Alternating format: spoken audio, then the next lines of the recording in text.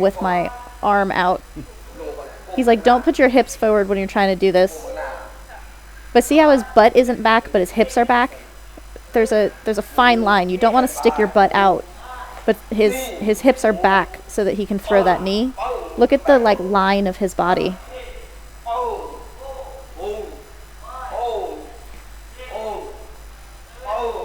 When he shadows, it's so pretty. You can see his entire thing. See how he just pushed my hip back a little bit to create that line from my heel to my hip to my shoulder? It should be like a diagonal angle. If your butt is back, it'll break that line. And then when I throw the knee, he wants me to come up on my toes for the power. He said up long, hip long. So you get more length on the knee by coming up on your toe.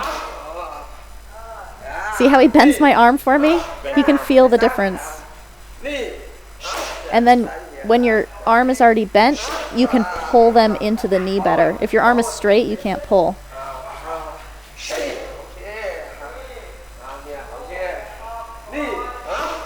I struggle with the grip, even though this is significantly better than it normally is. But it just takes some getting used to that feeling to have control there. But being able to keep holding his neck when I do that pivot is all just because of that bent elbow.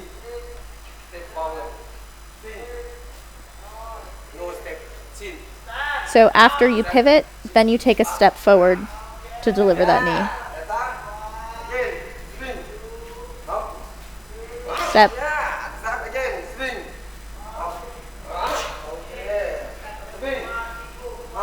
And again, you want to keep that opposite hand up in guard this whole time. So now I'm going the other way, which I had to think about for a second. So see how he adds that switch step for that knee? Because I've switched sides now.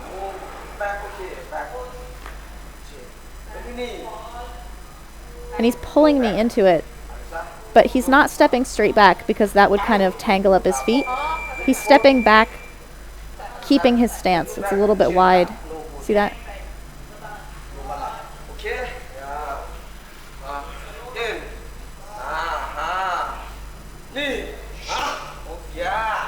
So he's feeling the difference in whether I have a grip on him or not. And it's a little easier for me to keep this arm bent, I think, because that leg is forward.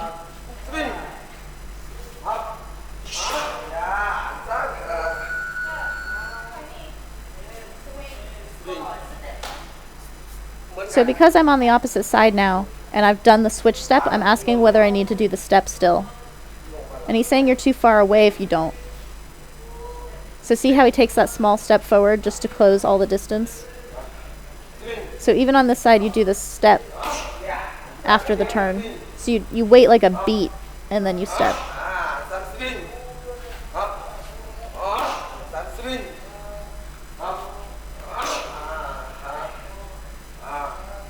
This is a really, really good drill if you can get someone to do it with you.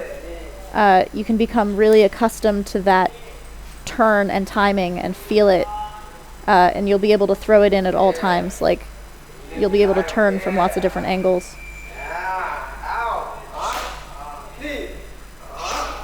So now he has the elbows and knees working together.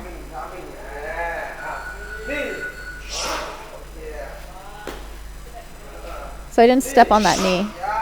I did on that one.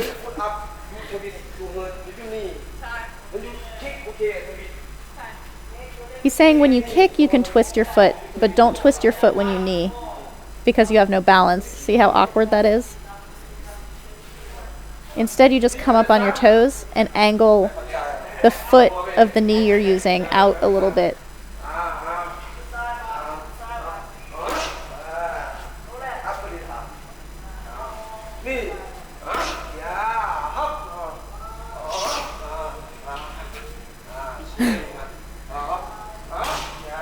So there he was showing me how he wanted the gallop and the switch step.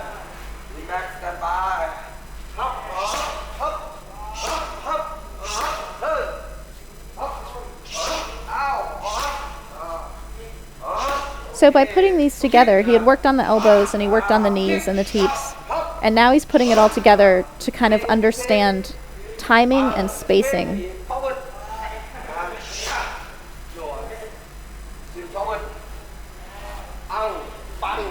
So I did a fake knee before throwing the other knee. And he's like, no, that's for when you're going backwards. You don't do that when walking towards someone.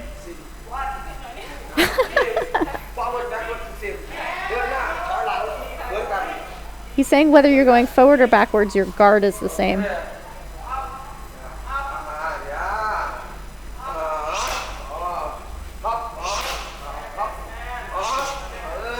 So here he's showing me how those elbows and the guard work when someone is countering you. And see how, even without him telling me he was going to do that, I wasn't interrupted by it. That's because of that opposite side guard.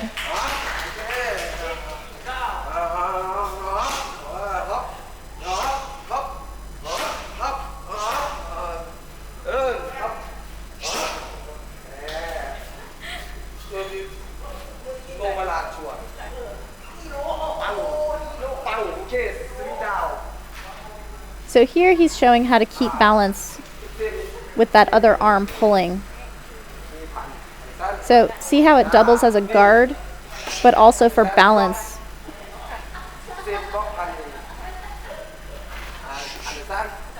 And there I'm off balance. My left leg should be stepping outside of his stance more, and then my balance would be okay. Like that. He's trying to get me to loosen up when he bounces like that. He wants me to start bouncing and relaxing a little bit more. See how I get really still and stiff?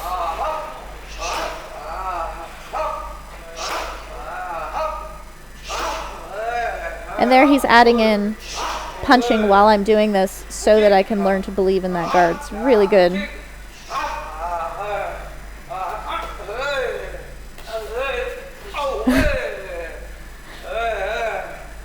And he just slowly starts adding in more things because he wants to increase the pressure but have me keep everything really simple.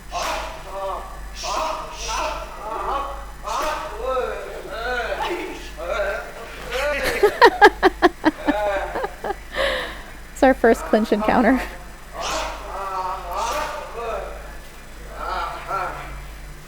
And so here he can feel that I have some strength and control of his arms, but it was meaningless.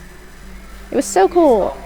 He's like, you're strong here, but look at how he muscles that arm down without muscling it down. See how he just leans? Oh, it's so simple. So he's just using his own weight, pushing his shoulder to force that arm down. I was just steering him like that, and I couldn't get either side to do anything, so he's showing me how to get power over one side. So he's like, don't lean your head, because then they can tip you over. That's too much. See how he's not pulling his head way over? He's just leaning. Now his head is too far, and I can knock him over.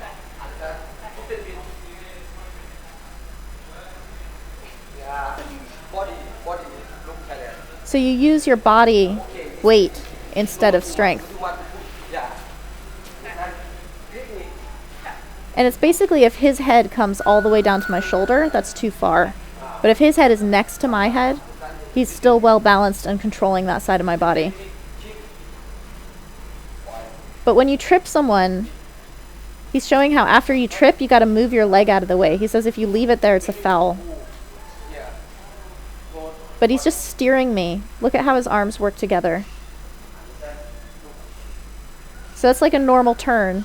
But if you stick your little foot on their foot, it becomes a trip. He's like, be strong. But he can still move me just from the momentum.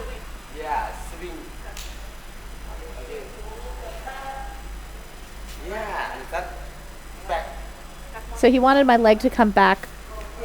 And there I have greater movement, and I can knee off of it, whereas I was off balance a bit myself on the last one.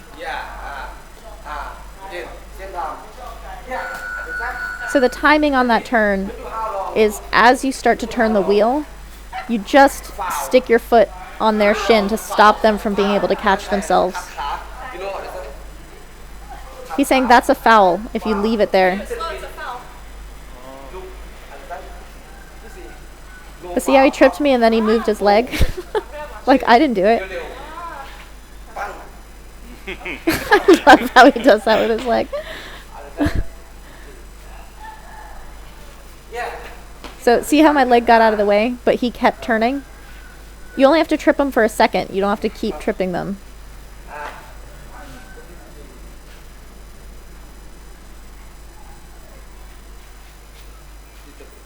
See how he's just touching my shin for a second?